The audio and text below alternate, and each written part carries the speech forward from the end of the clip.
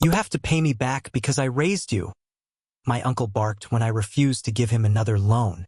I just nodded and said, "Thank you for reminding me. Now leave my property. The police are on their way." He did not know that I had recorded everything. Let me start with the part everyone seems to skip. I wasn't abandoned. Not exactly. My parents died in a car crash when I was 9. Drunk driver ran a red light. One minute I was eating cornflakes at the kitchen table. The next I was being pulled out of class to talk to a woman from social services.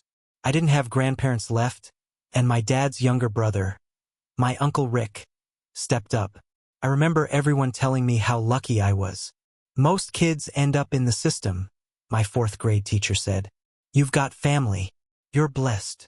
At first, I believed that. Uncle Rick was 29 at the time, working construction, single, living in a rented duplex that smelled like old coffee and weed. But he took me in. I slept on the couch for a while until he cleared out his spare room. He got me enrolled in school, packed my lunch, sometimes, and made sure I had clothes, even if they were mostly from Goodwill. He never hit me, never locked me in a basement or anything. That bar was apparently good enough. So I grew up thinking I owed this guy everything. He always reminded me of it, subtly at first. Stuff like, "Hey, I could have left you in the system.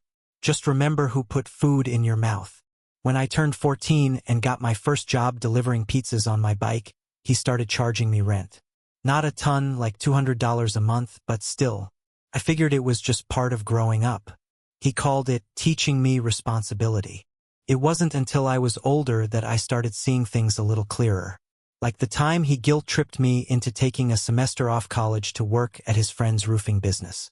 Said he was short on bills, and "After everything I've done for you, this is the least you can do." Or how he borrowed money, just to tide me over till Friday. So many times that I had to open a separate savings account and not tell him about it. Still, I never confronted him. Never really stood up to him. Part of me was scared. Not physically, just that kid part of me that still believed I'd be a horrible person if I said no to the man who raised me. But everything changed 2 months ago. I had just bought my first house. I'm 27 now, work in IT, and I've worked my ass off to save a decent down payment. Nothing fancy, 3-bed, 2-bath, fixer-upper, but it was mine. I never expected to feel emotional walking into an empty room with chipped paint and creaky floors. But damn, it hit me. Finally, something no one could take from me. Or so I thought. Uncle Rick was the first person I invited over. I thought maybe he'd be proud. Instead, he walked in, took one look around, and said, "So when do I move in?" I laughed. I thought he was joking. He wasn't. He legit believed that because he raised me, he should get to live in my house, rent-free, possibly for the rest of his life. "You wouldn't have this house without me," he said. "You think you'd be anything if I didn't step up when your folks died?" That night, something shifted. I didn't yell. I didn't cry. I just felt hollow, like I was watching a movie of my life, and for the first time, I saw the strings he'd been pulling. I told him I'd think about it. I didn't. I planned. After that first conversation in my new house, I started noticing things that had always been there. I just hadn't let myself see them. Uncle Rick didn't just expect thanks for raising me. He expected lifelong payment. When I was 15, he borrowed my birthday money, $200 from my mom's life insurance payout to buy a second-hand flat-screen TV. Never paid it back. At 17, when I got a partial scholarship and needed help covering community college tuition, he told me, "You gotta figure it out yourself, man. You're grown now." But the moment I graduated, landed my first job, and started paying off student loans, suddenly he needed help again. The transmission in his truck blew out. Then his electric bill piled up. Then he was behind on rent. Every time it came with the same speech. "I fed you. I changed your diapers. You don't remember that, do you? But I did all of it. And this is how you thank me." Every favor came laced with poison. If I helped, I felt used. If I refused, I felt like garbage. It was always a lose-lose game. I remember one night, about a year before I bought the house, he called me drunk around midnight. Said his landlord was evicting him and he was gonna sleep in his truck. Just for a few nights, he slurred. "Don't turn your back on me now." I was living in a tiny apartment at the time, no spare room, just a fold-out couch. I said yes. He stayed 3 months. Didn't contribute a single cent, left beer cans everywhere. Ate my groceries like he thought the fridge stocked itself. And when I finally told him he needed to leave, he exploded. "You selfish," he shouted. "After everything I sacrificed? You gonna throw me out like trash?" I didn't sleep that night. Not because I was scared, but because I kept asking myself, is he right? Am I a terrible person for wanting boundaries? And then I remembered that he once used my social security number to get a payday loan and never paid it off. I had to dispute it with the credit bureau years later. He called it a misunderstanding. Yeah, sure. By the time I bought the house, I'd built a lot of emotional armor. But Rick didn't know that. So when I didn't immediately say yes to him moving in, he went full scorched earth. He started showing up unannounced, pounding on the door, calling me a traitor, telling neighbors he built this kid from the ground up. He'd corner me in the driveway with new demands every week. I need $500 to fix my teeth. I need a place to crash while my buddy renovates his garage. I could help you around the house, be your handyman. You don't gotta hire no strangers. I said no. Each time a little firmer, a little colder. Until one day he banged on the door for 20 minutes straight until I finally opened it. His face was red, eyes bloodshot. He looked wired and unhinged. "You have to pay me back because I raised you," he barked. "I wiped your nose, I took care of your sorry ass when nobody else would. This house, this life, you don't get that without me." I didn't say anything at first. Just let him yell. Let him say everything. Then I gave him a little smile and said, "Thanks for reminding me." He looked confused. That was when I told him to leave my property. Calm. Cold. No emotion. "The police are on their way." His mouth opened like he couldn't believe what he was hearing. Then I said the words that made him freeze. "And I've recorded everything. Every word you just said." The second I said I had recorded everything, Rick's face morphed. It was this weird combination of confusion, rage, and fear. "What? You recording me now?" he said, stepping forward. "You spying on me like I'm some damn criminal?" I didn't move. I just held up my phone. I didn't need to bluff, it had been recording since the moment I saw him storm up the driveway. "I started recording when you shouted from the sidewalk. You know, the part where you said I owed you my life and had to pay you back." He didn't say anything at first. He just stared at the phone, breathing hard. "You trying to get me locked up?" he finally said, voice low and trembling. "You calling the cops on family?" "That's not what family does," I said. "Neither is blackmail." The sirens came faster than expected. I guess shouting loud enough to wake the whole damn street on a Thursday night will do that. Rick didn't even have time to run. 2 officers showed up and walked right up the lawn like they'd done it before. I swear to God, one of them said, "Evening, Mr. Caldwell," like we were regulars. I'd called non-emergency dispatch about Rick 2 weeks before and explained everything. They made a note. Told me if he ever showed up again yelling threats or refusing to leave, to call immediately. I did exactly that. Rick started yelling at them the second they got near. "This is my nephew. This is a family dispute. I raised this ungrateful piece of, and now he's got you pigs throwing me out of the house I built." He said that. House I built. I had to stop myself from laughing. The officers asked him to calm down. He didn't. He pushed one of them. That was all it took.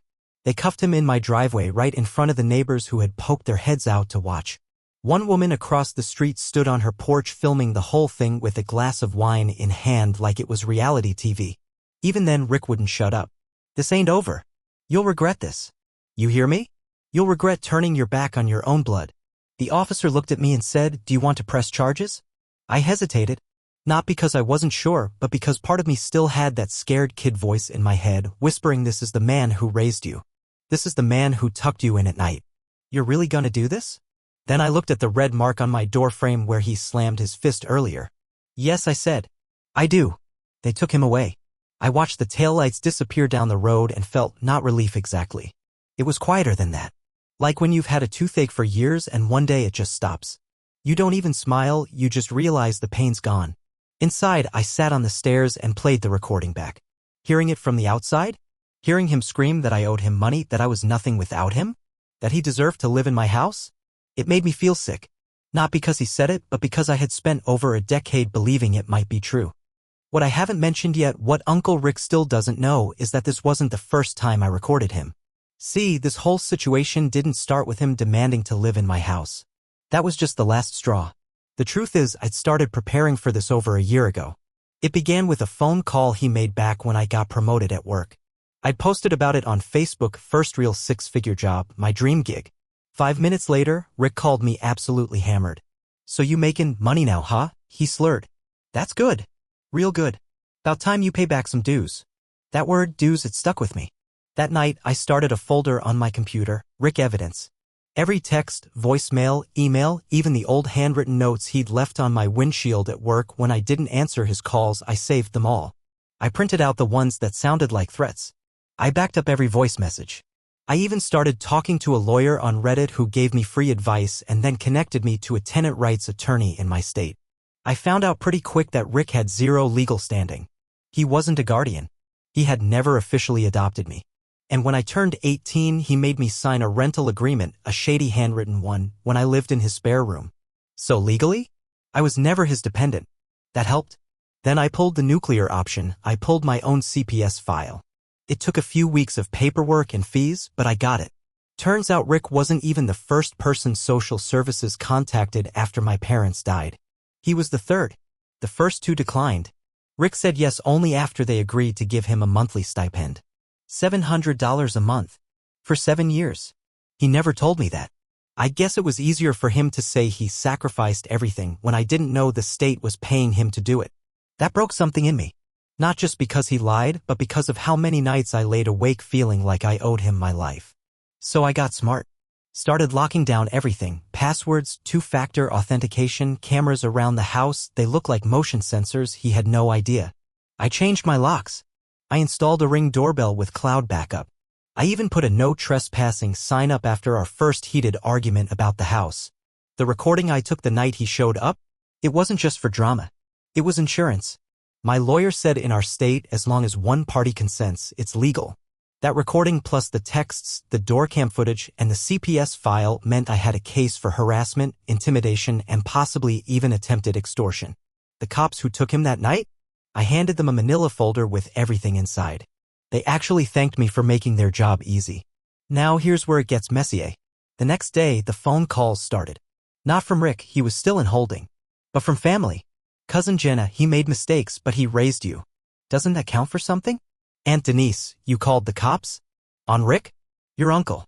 Even my godmother left me a voicemail that started with, "I'm not saying he's right, but this wasn't the way to handle it." But here's the kicker, none of them ever offered to take me in when I was 9. Not one. They all said it was too much, too complicated, too hard. And now that the kid they abandoned grew into an adult who owns property and sets boundaries, suddenly everyone cares about family loyalty. Yeah. No. I sent every one of them the same message. He wasn't a hero. He was a landlord with a guilt complex and a drinking problem. I'm done protecting the version of the story that makes everyone else comfortable. The silence after that? Beautiful. The night Rick was taken away, I sat in my kitchen for hours. The house was dead silent, except for the hum of the fridge and the occasional bark from a neighbor's dog. I didn't feel relief or victory, just this quiet kind of exhaustion, like my body was still in fight mode, but the war was over. The next morning, I got a call from the officer who took the report. They wanted an official statement. I showed up at the station with a flash drive, labeled Rick Evidence, and handed it to them with everything I'd collected, dates, audio, video, transcriptions, even the CPS file. They took it seriously. Apparently, Rick had a history, 2 prior complaints, both dismissed, both from former coworkers he allegedly threatened when they refused to lend him money. No arrests, but enough to raise eyebrows. The DA reviewed the case and filed misdemeanor charges for harassment and trespassing. The extortion part didn't stick. He hadn't made a direct threat to harm me or my property in exchange for money, which apparently is what the statute requires. But they said the audio was compelling. They offered him a deal. Plead guilty, take anger management classes, stay 200 feet from me and my property, and avoid jail time. He refused. He said it was a matter of principle. So we went to court. It wasn't dramatic. It wasn't a movie scene. He showed up looking tired and sour, in an oversized blazer with a coffee stain on the sleeve. I showed up in slacks and a button-up, with my lawyer beside me and my phone set to do not disturb. The judge listened to the audio. Read my written statement. Watch 20 seconds of the ring cam footage where Rick slammed his fist against my door and shouted that I owed him. The courtroom was quiet when it ended. Rick stared straight ahead, jaw tight, like if he blinked he'd explode. The judge gave him probation, 80 hours of community service, and a restraining order. He also added a note that any future violations would result in jail time. I nodded. It was more than I expected, honestly. When it was over, Rick looked at me like I was a stranger. He didn't say a word. And for once, I didn't care. That weekend, I sat in my backyard with a beer and my dog, and it hit me how different life felt. I didn't have to brace myself every time my phone buzzed. I didn't have to peek out the window when a car pulled up. I could just exist. The house felt like mine in a way it hadn't before, like I could finally breathe in it. My cousin Jenna sent me a long email the next week. She said she didn't agree with what Rick did, but that it was hard to watch family get punished like that. I replied with one sentence, "It's not hard to watch if you've spent a lifetime living it." She didn't write back. Aunt Denise dropped off the map too. Pretty much everyone who used to make backhanded comments about how Rick stepped up suddenly had nothing to say when it turned out he'd been cashing checks from the state the whole time. Funny how that works. A month after court, I went through a shoebox of old photos. There was one of Rick and me. I think I was maybe 11. We were at a gas station eating convenience store sandwiches, and he had his arm around me. I was smiling. He wasn't. I stared at that photo for a long time, not out of sadness, just trying to remember what that version of me thought family meant, what he thought love looked like. I didn't rip the photo up. I just slid it back into the box. You don't have to destroy your past to walk away from it.